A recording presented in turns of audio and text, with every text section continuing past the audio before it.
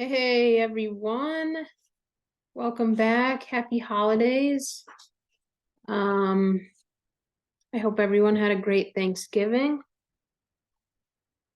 and that you had a good time celebrating with friends and family or whoever you chose to celebrate with. Um, Today I want to talk about the benefits of lard. And I also want to talk about A2A2 dairy. Inspired, of course, by our farm. I know that the holidays are hectic and busy for most people, particularly this time of year. For us, it's been super busy as well. But our busyness has revolved around animals.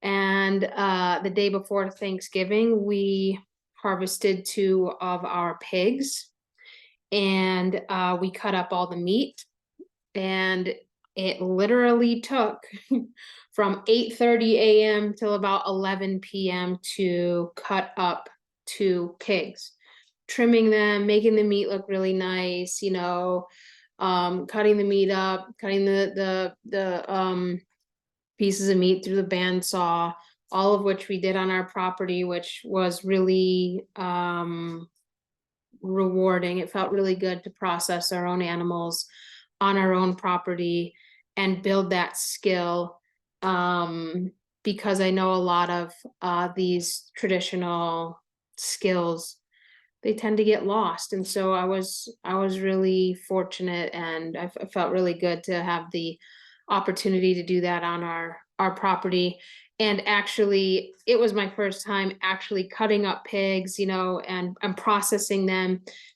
Growing up, my dad raised pigs and he did all the processing, and I wasn't really into it. I was like, oh, that's gross, Dad, right? Like a modern kid. That was my response. And then 30 years later, I'm on my property doing it with myself and my wife. And I actually had a butcher chef friend come over and show me the ropes. So that was really awesome. And I was really happy to have his help. And honestly, cutting up pigs, it's not too hard. The cuts are pretty obvious when somebody actually points them out and says, hey, here's the ham hock, hey, here's the shoulder, here's the loin, here's the St. Louis ribs, right? It's like, oh yeah, okay, yeah, sure, there they, oh yeah, I see it now.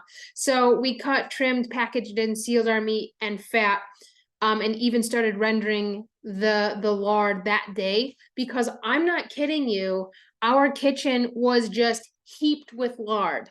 Like, we were processing the pigs and I was like, okay, more lard, more lard, more lard. Literally every nook and cranny and crevice of our kitchen had some sort of pig lard in it on that day, and the bowls were just freaking heaped, piled over with lard. I'm like, oh my God, 1, this is amazing. 2, what in the actual F am I going to do with all this lard? Of course, I'm going to render it and turn it into usable fat for us, right? But there were heaps and heaps of lard in every single bowl, pan, and dish that I owned. Literally, there had to be at least 100 pounds of lard. So far, I think I've processed like 3 pounds of that lard, and it's made so much. But actually, I wanted to talk about this today because lard was one of the first sources of fat that that we had here, at least in the States.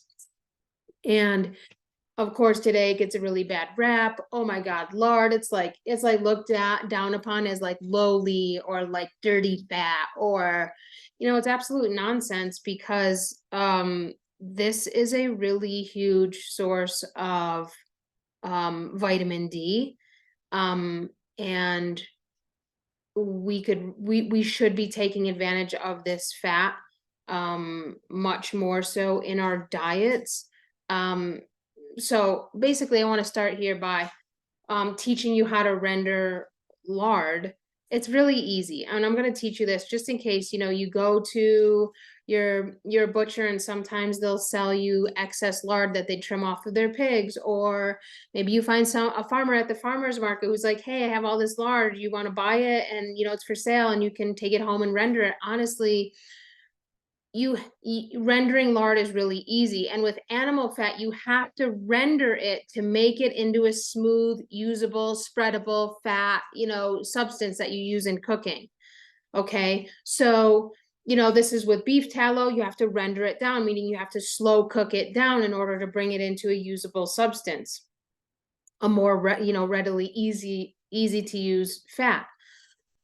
You have to do the same thing with goose fat, with chicken fat, right? You render the fat down. So with lard, you trim the lard, the fat from the pig, and then you have to cook it down to get the actual lard you can cook with.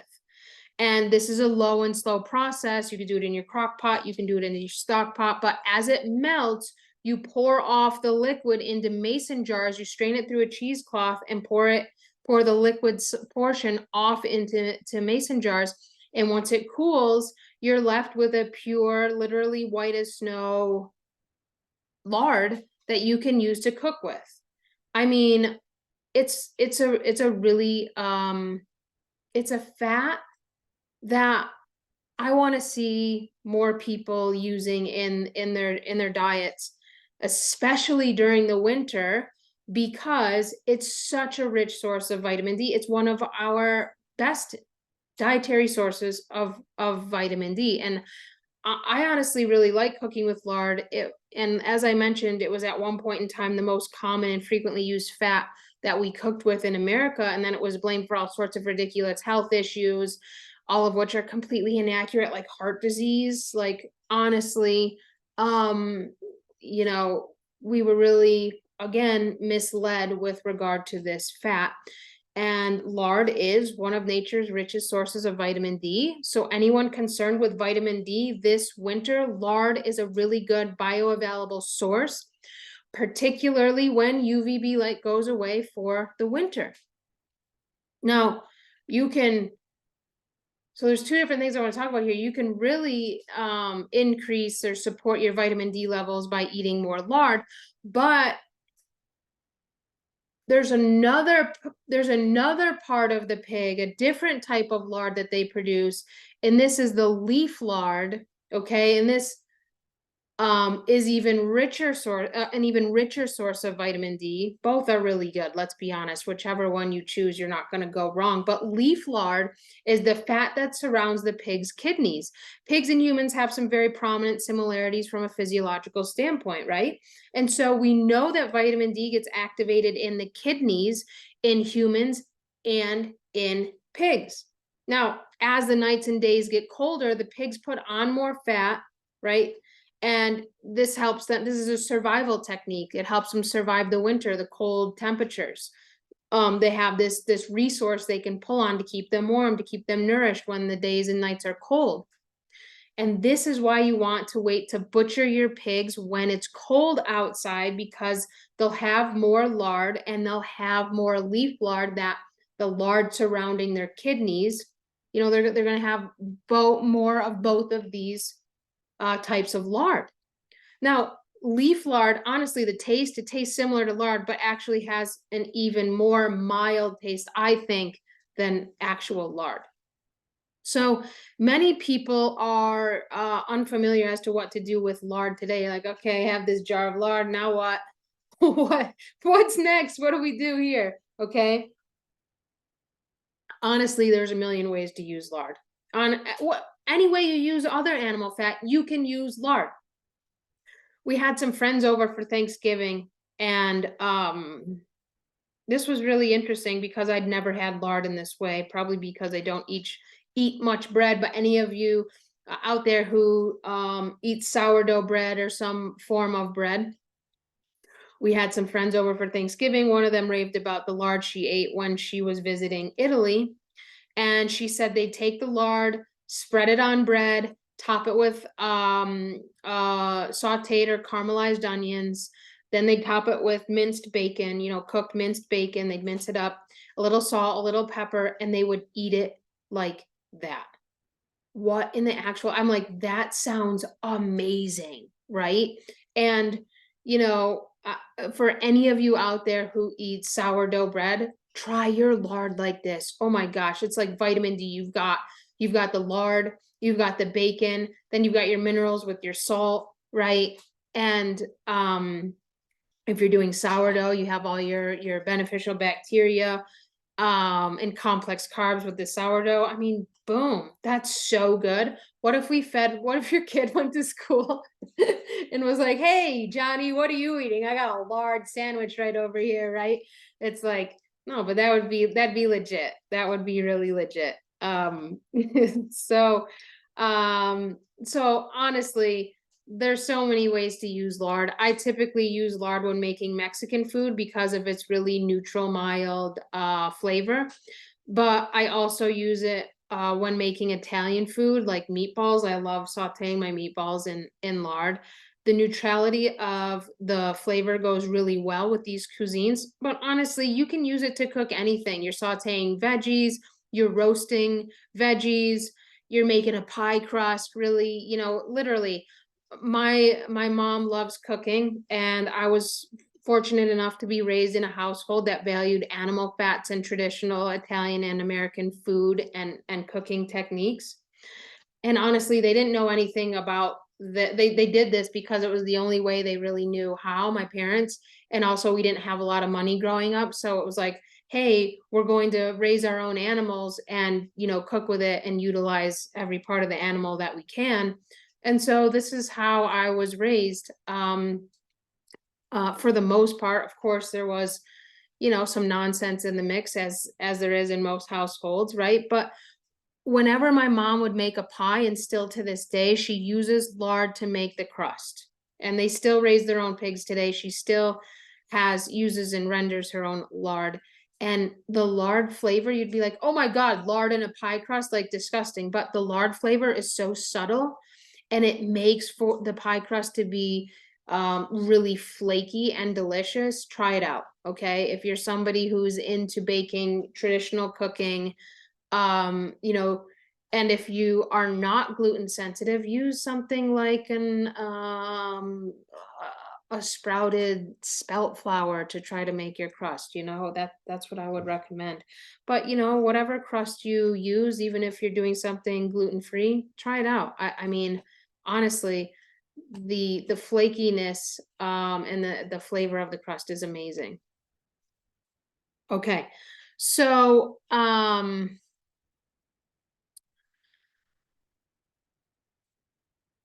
just as a little side note, YouTube started taking down my videos from like years ago. Like I was like, really? 4 years ago or 3 or something like that, I had done I did an interview with who is it? Moms Across America. My gosh, why am I forgetting her name? The amazing woman who is pioneering and has been for years um all of the info around whistleblowing around the GMOs and Monsanto and Roundup and how dangerous these substances are, right? And they just took my interview down that I did with her like 3 or 4 years ago, and I was like, a little late to the game, guys, right?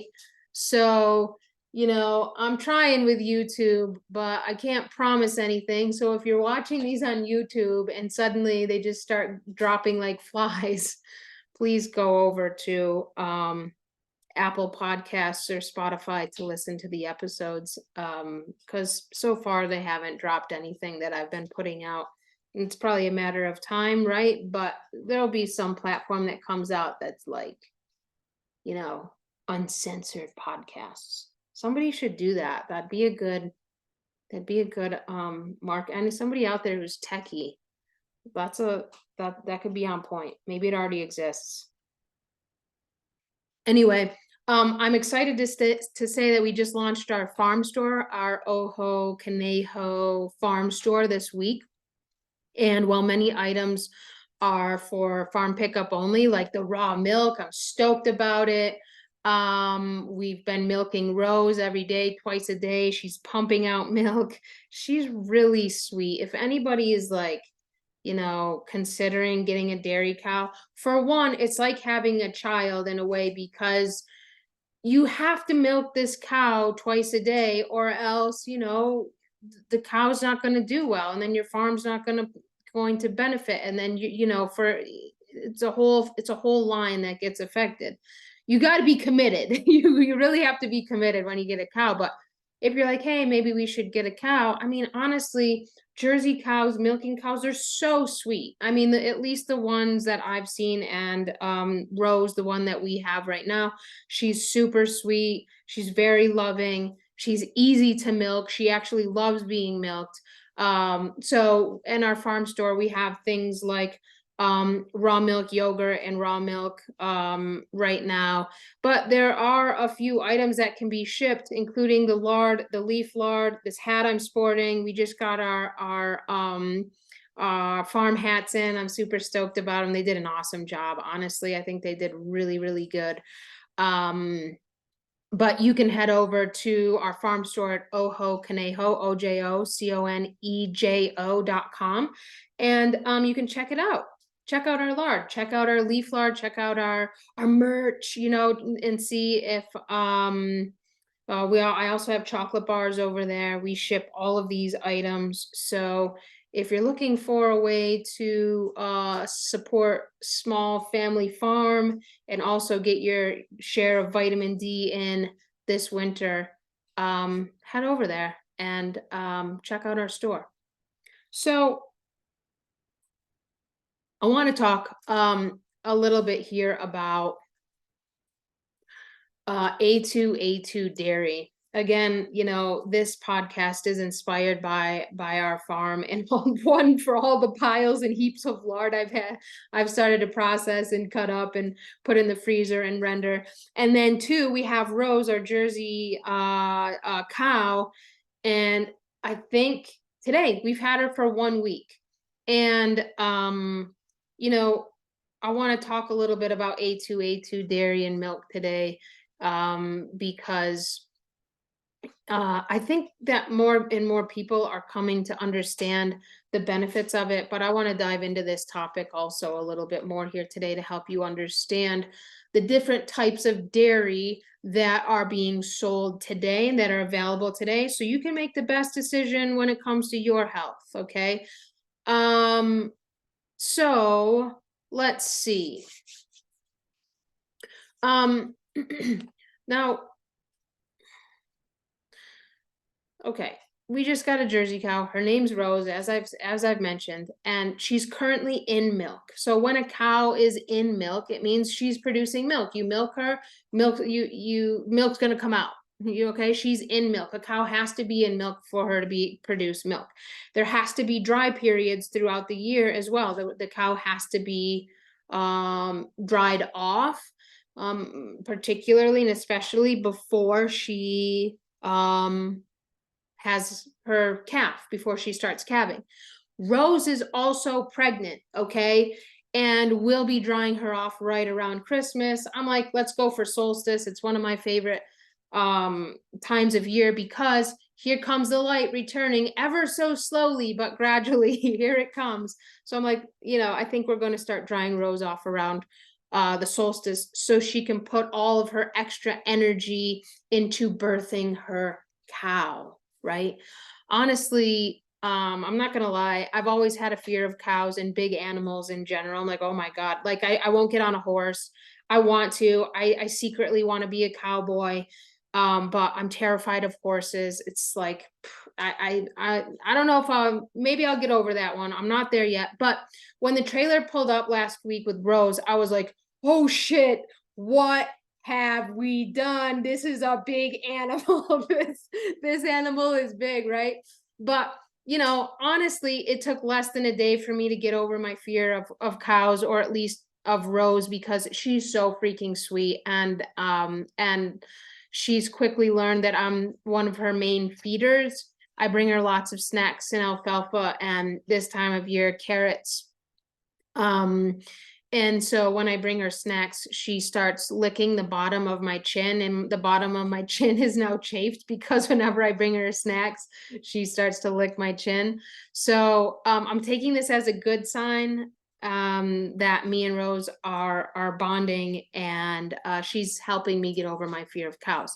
Now, so my wife and I live in New Mexico, as many of you know, and I can say that this state is not known for its milking cows. You know, you don't think of like, oh, New Mexico and its dairy production. It's just not what comes to mind, because no one else that I know has a milking cow. Literally nobody else. And this is primarily because we're a little short on grass over here in this desert, in these parts. But you know, my wife and I go to great measures to feed our animals. We go out of our way to give them the highest quality food, and we've purchased a whole field that we can irrigate to provide Rose with actual grass this spring and summer. You know, and so many people, when they come and visit our farm, they're like, so how'd it work out? You know, dollar for dollar, you know, when we did our chickens, when we did our pigs, you know, what you fed them to what you're going to get. And I'm like, honestly, we're not making money off of these animals, but that's not the point. The point is we're raising our animals, we're treating them well, we're feeding them well, we know what they're eating, we know that they're outside, we know they're in sunlight, we know that they're well loved. And like that's just fucking priceless, right? To us anyway, that's priceless. I'm not like, oh, $5 here and $2 on this chicken and $3 here. It's like, fuck that. It's like, that's not what it's about for us. We're not, you know, in it to crush it with regard to making a profit on our animals. We're here to raise our animals in a way that we feel good about, and that we feel good about sharing and offering to other people. I hate when people are like, so how'd it work out dollar for dollar? I was like, dude, that's a horrible question. I can't even answer that right now. Anyway, so with regard to Rose, I planted some winter rye for her, so she'll have some of that as well. When come springtime, she'll have a good source of grass. But here we go. A2A2. We went with Rose for a reason over other cows, and that is she produces A2A2 milk. Not all cows or other milking animals are A2. Okay? In fact, today it's pretty rare to find a pure A2A2, 100% A2A2. My wife and I searched for several months until we found an A2A2 cow, which I sense is more common on the East Coast, but still, you're going to have to use, you're going to have to really look if you're, excuse me, looking for a A2 cow, because also there's a lot of horseshit scammers out there, and they're going to be like, oh yeah, mine's A2A2. You want to see it on paper, show me the money, show me the papers, right? So my wife and I searched for several months until we found Rose, and literally the cost of an A2A2 is what we found significantly higher than A1 milkers, but it's worth it. And I know many of you have heard all the rave about A2A2 dairy, and I want to talk about it a little here, particularly with regard to health benefits. So you can bring this awareness to the grocery store or your farmer's market or your cattle shopping, when you know you're seeking out the highest quality dairy products. So what does this mean, A1 and A2? What does this even mean? Like, what's the big deal here? So A1 and A2 are simply types of casein protein. Cows with A2 genes produce A2 milk only, okay? Jerseys are there's a few breeds. Jerseys are one of the breeds, a pure Jersey, that produce A2 milk, okay? So now it can be crossed with another cow, Jersey and Guernsey, for example. If they're both A2, she's going to produce A2 milk. Okay. So what's the big deal when it comes to our health, especially our digestion with regard to A1 versus A2. Now, today many people are allergic or sensitive to dairy. Right here, this guy, I also am. And sometimes, this is a lactose intolerance issue. Now, if this is you, if you're lactose intolerant, and please, okay, hear me out here just for a second, because we want to really make sure, are you really lactose intolerant, or are you just drinking A1 dairy or eating A1 dairy, and that's the issue? So we have to figure out which one it is if you're dairy sensitive or allergic. Okay, so if somebody is sensitive or allergic to dairy, sometimes this is a lactose intolerance issue. When this is the issue, then the body isn't producing enough of the enzyme lactase, right? It's a protein that breaks down milk sugar, okay? If you're lacking in that enzyme, you're going to be lactose intolerant. You're going to have symptoms when you eat dairy, okay? Now, if you switch to just purely eating and drinking A2A2 dairy products, and your sensitivity or allergy to dairy is rectified, then you're not actually lactose intolerant. You're just intolerant to the A1 proteins, which many people are, and the A2A2 proteins type of casein. More people do better with this type of milk protein. Okay, so we want to decipher here. What is the issue? Truly lactose intolerance? If that's the issue, then no matter what kind of dairy you drink, yeah, you're still going to be sensitive. You're still going to be having issues and symptoms. If, however, you switch from A1 dairy to A2A2 dairy, you don't have any issues, okay, then it wasn't a lactose intolerance issue. It was a milk protein issue. Now, how does a cow get A2 versus A1? This is all based on genetics, the genetics of the cow. So if you're ever in the market for a milking cow, as I mentioned, I highly suggest looking for an A2A2, trying to avoid an A1, A2. Your family and your customers, if you choose to sell the milk, will benefit much more from A2 versus A1. Okay. So now this is really interesting. I didn't know this until I started doing research about rows and looking for an A2 cow. And but all dairy used to be A2 dairy until industrial farming came about, and a few thousand years ago we started crossbreeding cows, and the genes mutations made cows produce beta casein protein A1 instead of A2. So originally, all dairy was A2, okay? So humans aren't actually hardwired to absorb, assimilate, and utilize A1 dairy for the most part. We're designed to absorb, assimilate, and utilize A2 dairy. So unfortunately, the A1 casein protein can be difficult for humans to digest, and is linked to things like inflammation, gut discomfort, eczema, skin issues, and many other health issues. And this is in part due to this isn't the dairy that our genetics are hardwired to process. Okay. Now, of course, there are other causes of dairy sensitivities and allergies out there, right? It's not just based on the protein. It's not just A2 protein versus A1. That is a big thing, but I'm somebody who's like, let's look at the whole picture here, okay? Let's look at this whole thing. So one, when it comes to dairy sensitivities and allergies, let's compare A1 and A2. Let's look at the different proteins.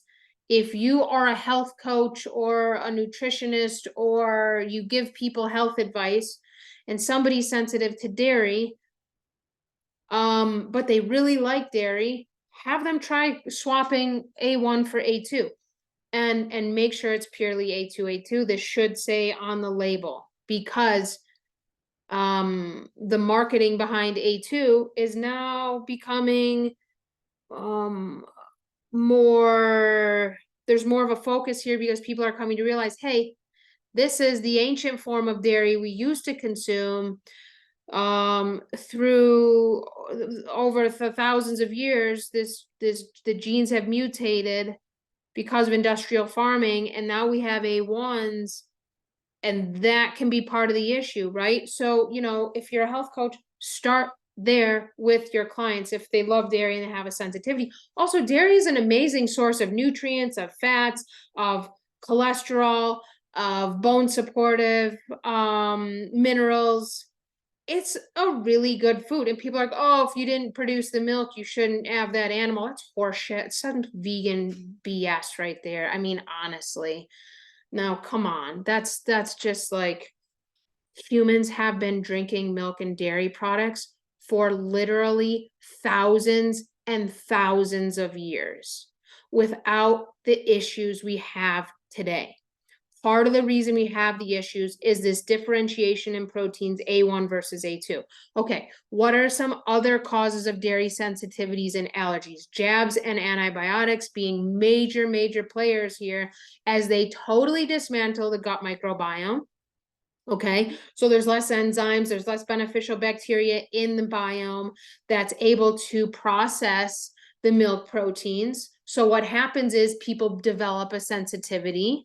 Okay, jabs and antibiotics also destroy the gut, right? The immune system that lines the gut and suppresses the gut microbiome and immune system. So these two things are a train wreck for cultivating. It's like a one-way ticket. It's like, here you go. It's almost a sure win to food sensitivities for the rest of your life. It's like, hey, you want to be susceptible to dairy sensitivity and gluten and anything. Now people breathe air and they get a hive, right? It's like, this is why we're putting too many suppressive things into our guts, into our bodies, and it's causing major issues.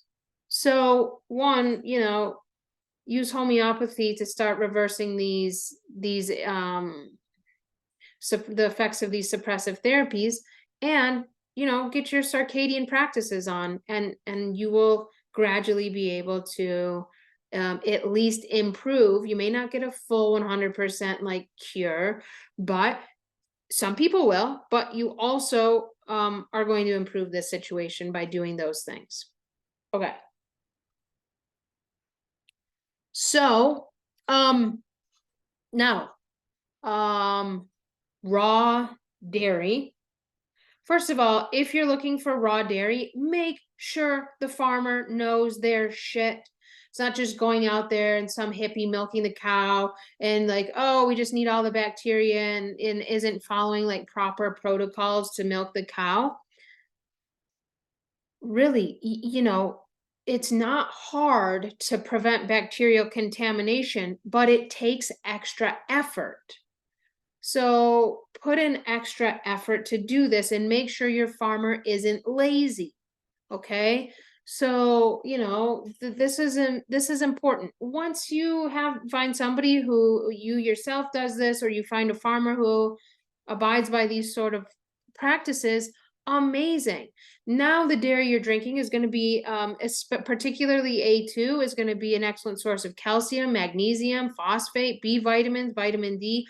Iodine found in the grass. Iodine is this is a really good source of iodine, so you want to make sure the grass your cows are eating is really, you know, of good quality.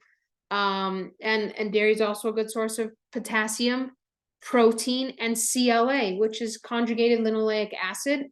Conjugated linoleic acid is an amazing fat. Honestly, it's a type of fat found in animal products, and it has a lot of anti-cancer properties. It's well known for its well studied for its anti-cancer properties.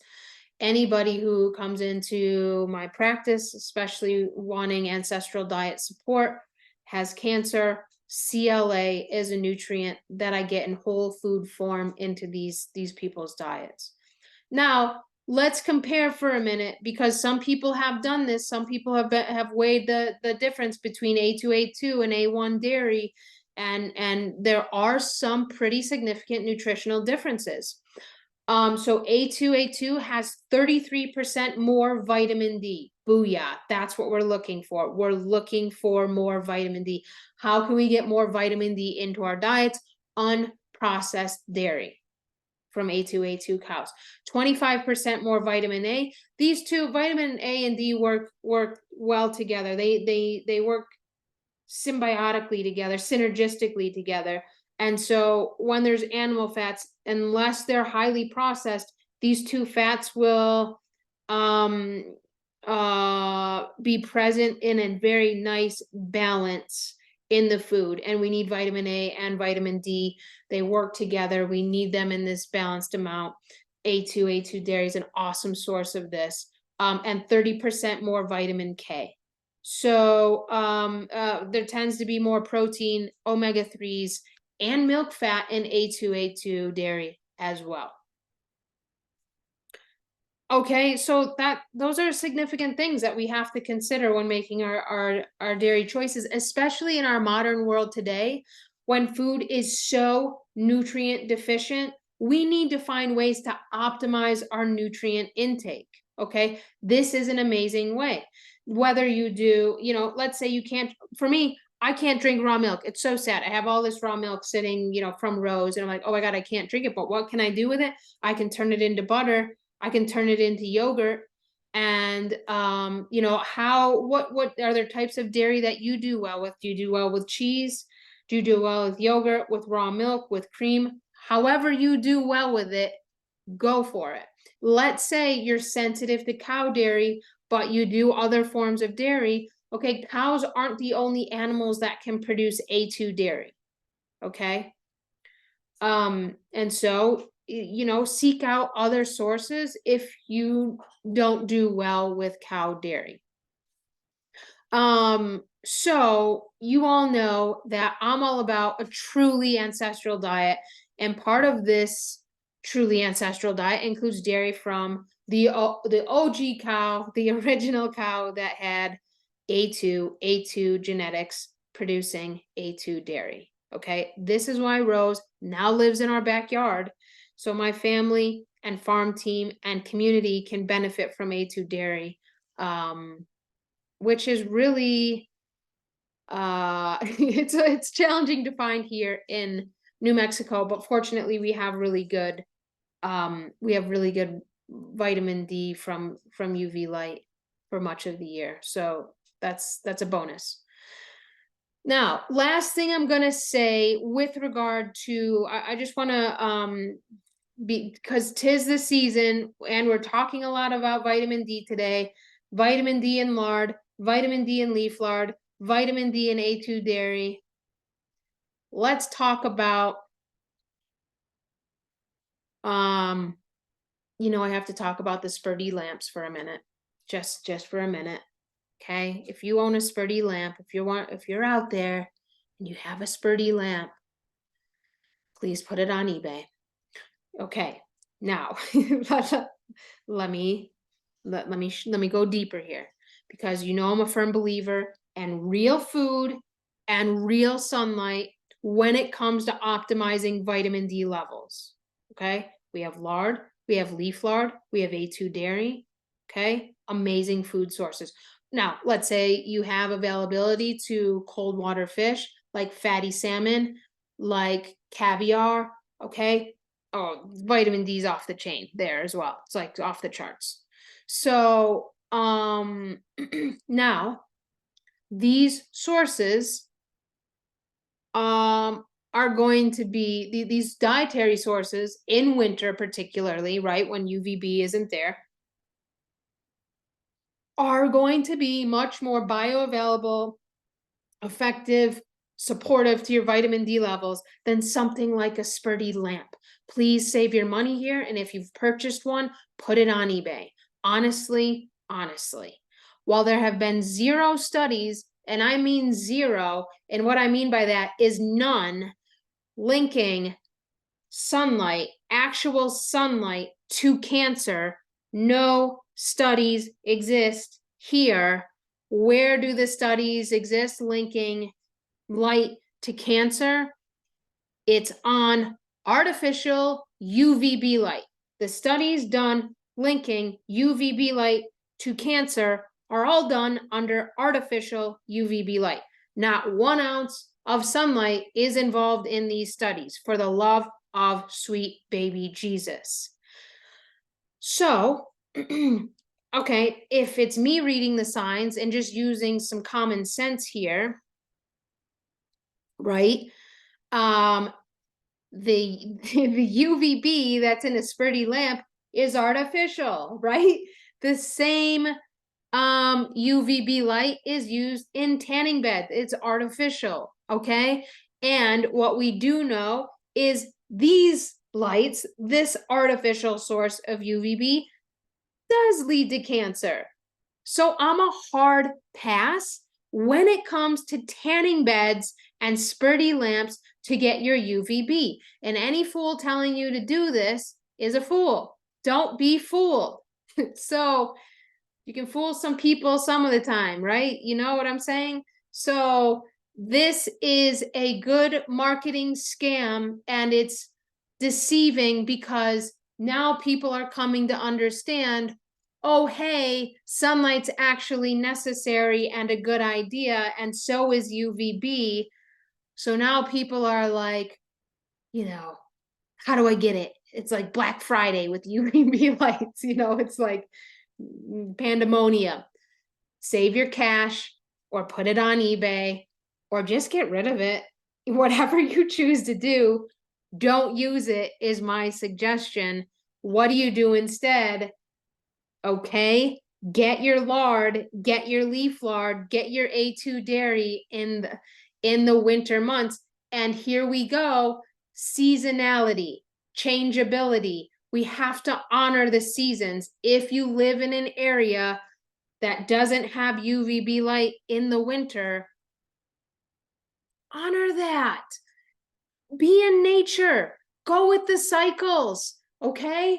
If you struggle with a chronic illness and you need more vitamin D in the winter months, go to the tropics, okay, for a little bit. If you can't do that, then eat more vitamin D sources that are bioavailable and that nourish you and that support your vitamin D during the winter months.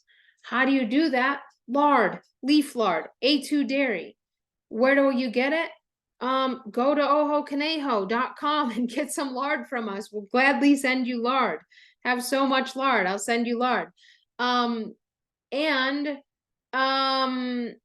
Or look for a farmer in your area. Look for a farmer in your area and see if you can find good quality lard. If you're like, you know, this is what I suggest. This is my ultimate suggestion.